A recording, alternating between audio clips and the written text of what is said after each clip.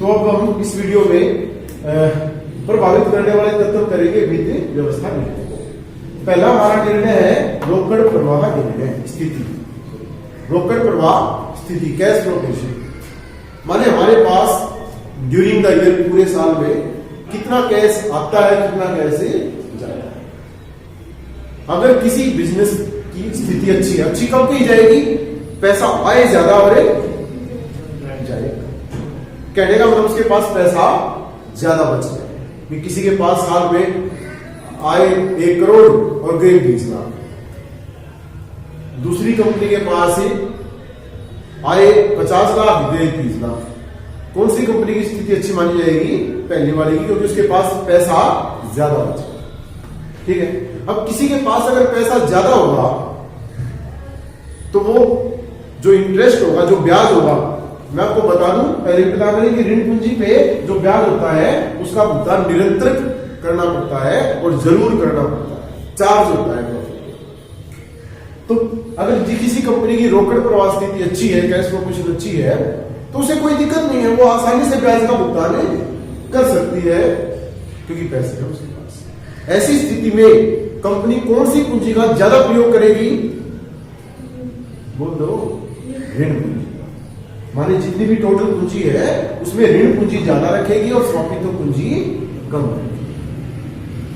लेकिन अगर मजबूरी है, माने किसी फर्म की, किसी व्यवसाय की अगर अच्छी नहीं है कैश फ्लो पोजीशन, अगर रोकड़ प्रवाह स्थिति अच्छी नहीं है, उसके पास उचित मात्रा में नकद नहीं है, तो फिर मजबूरी में क्या करना पड़ेगा, अंश पूंजी बेशक से वो महंगी है, उसका ज्यादा प्रयोग करना पड़ेगा और ऋण पूंजी का प्रयोग कम करना पड़ेगा, क्योंकि वे जोखिम उठाने की स्थिति में। नेक्स्ट हमारा है लागत। किसकी लागत, ये काम करने की लागत, माने वित्त की व्यवस्था करने की लागत। अंशों से लेंगे तो कितना खर्चा आएगा, खर्चा आता है ना, आप सभी जानते हैं। हमने अकाउंट्स में अभी इशू ऑफ शेयर चैप्टर करने लग रहे हैं।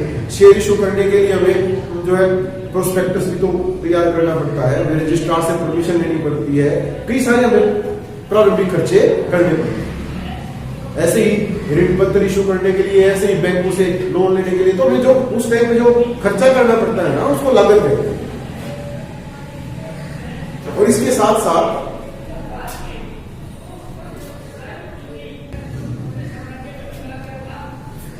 हम कर लेंगे लागत। तो लागत का मतलब क्या है कि हमारा खर्चा कितना आता है, लागत हमारी कितनी।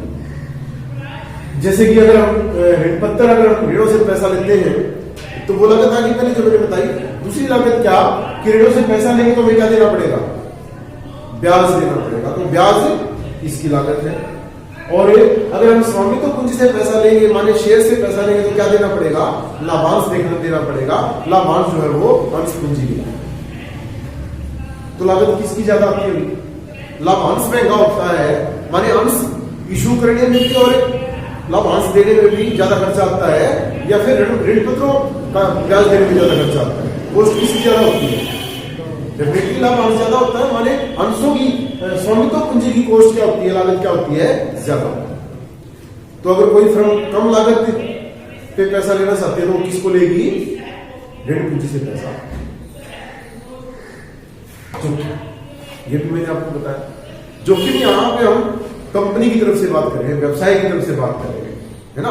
तो जब भी कोई वित्तीय प्रबंधन निर्णय लेता है तो वो ये देखेगा कि जोखिम हमारा किस पे ज्यादा है, किस पे कम है, और हमारी स्थिति क्या है, क्या हम जोखिम उठा सकते हैं। जोखिम ज्यादा किस पे होता है, ऋण पूंजी पे, क्योंकि हमें देनी होती है। माने जोखिम, जो हमारी ऋण पूंजी है वो जोखिम पूर्ण होती है, उसमें जोखिम ज्यादा होता है। तो अब यहाँ पे देखना पड़ेगा कि हमारे व्यवसाय की स्थिति अगर जोखिम उठाने की नहीं है, तो भले ही ऋण पूंजी हमारी सस्ती है, लेकिन उसके बावजूद भी हम उसको प्रयोग नहीं कर पाएंगे, क्योंकि हम जोखिम उठा नहीं सकते। लेकिन अगर हमारी स्थिति अच्छी है, हम जोखिम उठा सकते हैं, तो फिर जो है हम ऋण पूंजी प्राप्त कर सकते हैं। नेक्स्ट हमारा है निर्गमन की लागतें। निर्गमन माने जो हम थोड़ी देर पहले बात कर रहे थे, इशू करने की लागतें। अंशों को इशू करने की लागतें हमारी हमेशा क्या होती है, ज्यादा होती है, जबकि बाहर से अगर हम लोन लेते हैं कहीं से या ऋण पत्रों को इशू करते हैं तो उसकी लागत हमारी क्या होती है, कम होती है। तो इस केस में भी हम किसको प्रयोग करेंगे, ऋण पूंजी को प्रयोग करेंगे। नेक्स्ट हमारा है स्थायी परिचालन लागतों का स्तर। अब आपने इकोनॉमिक्स में पढ़ा भी होगा, थोड़ा सा मैं बता दूं आपको। दो तरह की हमारी कॉस्ट होती है, एक होती है फिक्स्ड कॉस्ट, स्थायी लागतें जिसको बोलते हैं, और एक होती है हमारी वेरिएबल कॉस्ट। इकोनॉमिक्स में पढ़ते हैं ये परिवर्तनशील लागतें हैं और ये स्थायी लागतें। स्थायी लागतें कौन सी होती हैं, चाहे हम काम ज्यादा करें कम करें, चाहे हम उत्पादन ज्यादा करें चाहे कम करें, ये लागतें हमारी उतनी रहती है। जैसे हमने दुकान ले ली किराए पे, अब सामान जो है कम लागे तो उसमें आप ज्यादा लागे तो उसका किराया तो आपको उतना देना होगा। आप यूं तो कह नहीं सकते हैं देखो कि खाली बढ़िया मिल जाते हैं, किराए पे लेंगे तो पैसा आपको देना पड़ेगा। ऐसी लागतें स्थायी लागतें होती हैं। परिवर्तनशील लागतें कौन सी हैं, जैसे सामान आप खरीद के लाए वो लागत परिवर्तनशील है, ज्यादा लाओगे तो ज्यादा लगते हैं, कम लाओगे तो कम लगते हैं। अब यहाँ पे अगर बात करें तो स्थायी परिचालन लागतों का स्तर की बात करिए, हम क्या करते हैं, जो हमारी आय होती है उसमें से दोनों लागतें घटाते हैं। अब परिवर्तनशील लागतें तो हमारा क्या होगा, अभी ज्यादा बिजनेस करेंगे तो ज्यादा आ जाएगी, कम करेंगे तो कम आ जाएगी। माने किसी साल अगर ज्यादा बिजनेस करेंगे तो ज्यादा लागतें आएंगी हमारी, कम करेंगे तो कम आएगी। लेकिन स्थायी लागतें हर साल उतनी रहेगी, हर साल हमारी उतनी ही रहेगी, वो तो घटेंगी हमारी आय में से। इसका मतलब क्या हुआ कि अगर किसी व्यवसाय की स्थायी लागतों का स्तर ज्यादा है, माने स्थायी लागतें क्या उसकी बहुत ज्यादा है, तो हर साल बहुत ज्यादा है, तो किसी साल अगर आय कम हो गई तो हमें जोखिम हो जाएगा ना। अगर मान लो किसी साल आय हमारी कम होगी और लागतें तो ज्यादा है हमेशा हमारी, तो हमारा लाभ क्या हो जाएगा, वहां पे कम हो जाएगा, और लाभ कम हो जाएगा तो हम ऋणों के ऊपर जो ब्याज देना है उसका भुगतान नहीं करना। तो ऐसी कंपनियां, ऐसे व्यवसाय जिनकी स्थायी लागतें ज्यादा होती है, स्थायी लागतों का स्तर ज्यादा होता है, वो कंपनी ऋण पूंजी कम प्रयोग करेगी। लेकिन अगर किसी कंपनी की स्थायी पूंजी की स्थायी जो लागतें वो क्या है, कम है, तो फिर उसे ज्यादा दिक्कत आने वाली नहीं है, फिर वो ऋण पूंजी प्रयोग कर सकते हैं। क्लियर है, ठीक है। इसे एक तरह से और बताया जा सकता है, कैसे, स्वामित्व पूंजी की जो लागत है हमारी, डिविडेंड लाभांश से, वो हमारा परिवर्तनशील होता है, लाभ ज्यादा तो ज्यादा, लाभ कम तो, जबकि जो ब्याज होता है इसकी लागत वो हमारी क्या होती है, स्थायी होती है, उतना ही देना पड़ेगा, लाभ योग का कोई असर पड़ता नहीं। ठीक है, माने ये भी लागत है, ये भी लागत स्थायी होगी और ये भी लागत हमारी क्या होगी, स्थायी होगी।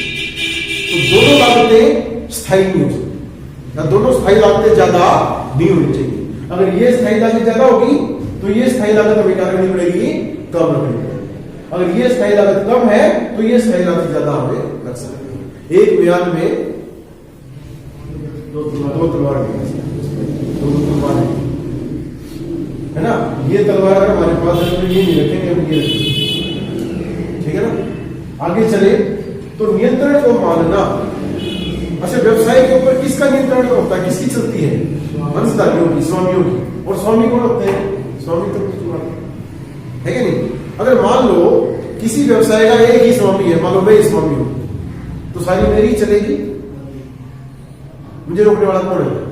लेकिन अगर ये दो और आगे, इनके भी पैसे लगवा लू मैं, अब तीन हो गए ना, अब सारी मेरी नहीं चलेगी, अब मेरा नियंत्रण बट गया, अब ये भी हो गया, फिर ये दो और आगे, फिर ये दो और आगे, फिर 15-20 और आगे, 40-50 और आगे, तो फिर मेरी मतलब कि अगर हमारे अंश पूंजी, अगर हमारी स्वामित्व पूंजी बढ़ती जाएगी ना, तो जो पहले अंशधारी थे हमारे, उनके हाथ से जो नियंत्रण है वो क्या होता जाएगा, छूटता जाएगा, कम होता जाएगा। क्या कोई पसंद करेगा ऐसा, माने वो कंपनी का विरोध कर देंगे, क्या करेगा वो ये करेंगे कि पैसा ही चाहिए है तो इससे मत लो, कहां से लो, ऋण पूंजी से, क्योंकि ऋण पूंजी वाले कंपनी के संचालन में कोई हस्तक्षेप नहीं है। कहने का मतलब क्या होगा कि अगर किसी कंपनी के पास पहले से ही स्वामित्व पूंजी ज्यादा है तो फिर वो आगे स्वामित्व पूंजी से पैसा नहीं लेगी, नहीं लेना चाहिए, क्योंकि पहले ही बहुत ज्यादा, फिर वो ऋण पूंजी से पैसा लेना चाहिए। लेकिन अगर किसी के पास पहले बहुत कम मात्रा में अंश पूंजी है तो फिर वो जो है अंश पूंजी से पैसा ले सकते। नेक्स्ट हमारा है पूंजी बाजार की स्थिति। अब हम तो चाह रहे हैं कि स्वामित्व पूंजी लें, लेकिन लोग पैसा ही नहीं लगाना चाह रहे अंशों में। लोग किस में पैसा लगाना चाह रहे हैं? ऋण पूंजी। तो क्या करना पड़ेगा? ऋण पूंजी लेनी पड़ेगी। हमारी क्या चलेगी? जो मिलेगा वही तो देंगे ना।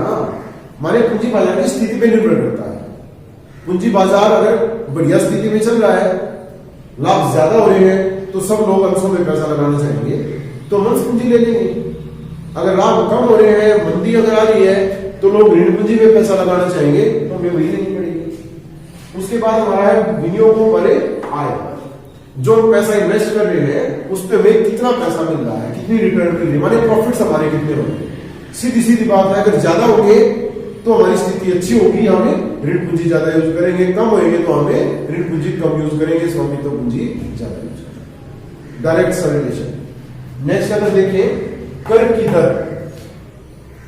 अब आपने प्लस वन में प्रॉफिट एंड लॉस अकाउंट पढ़ा, याद होगा? उसमें हम इंटरेस्ट लिखते थे, टू इंटरेस्ट ऑन लोन, याद होगा? लेकिन क्या उसमें डिविडेंड लिखते थे हम डेबिट साइड में? क्रेडिट में तो लिखते थे डिविडेंड रिसीव्ड, डेबिट साइड में कभी डिविडेंड पेड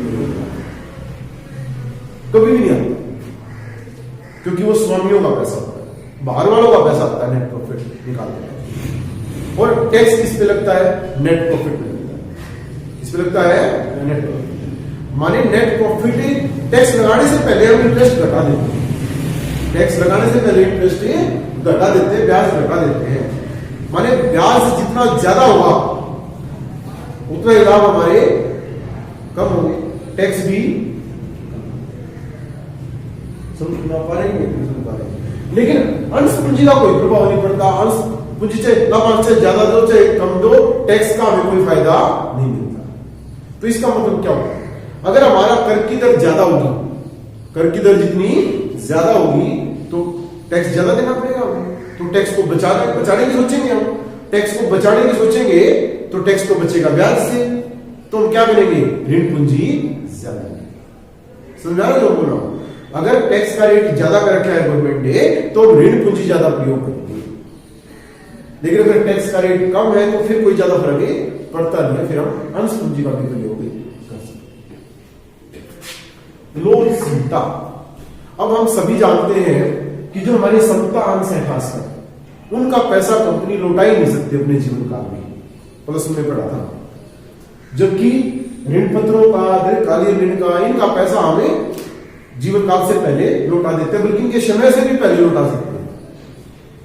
तो अगर किसी को मान लो कि कभी कंपनी के पास पैसा हो गया, मान लो लिया था उसने कुछ दिन के बाद लिया था, 15-20 साल के लिए, पहले ही कंपनी के पास फंड आ गया, अवेलेबल हो गए, तो कंपनी को क्या करना चाहिए? पैसा उतार देना चाहिए, कम से कम आगे ब्याज लाभ तो बच जाएगा हमारा।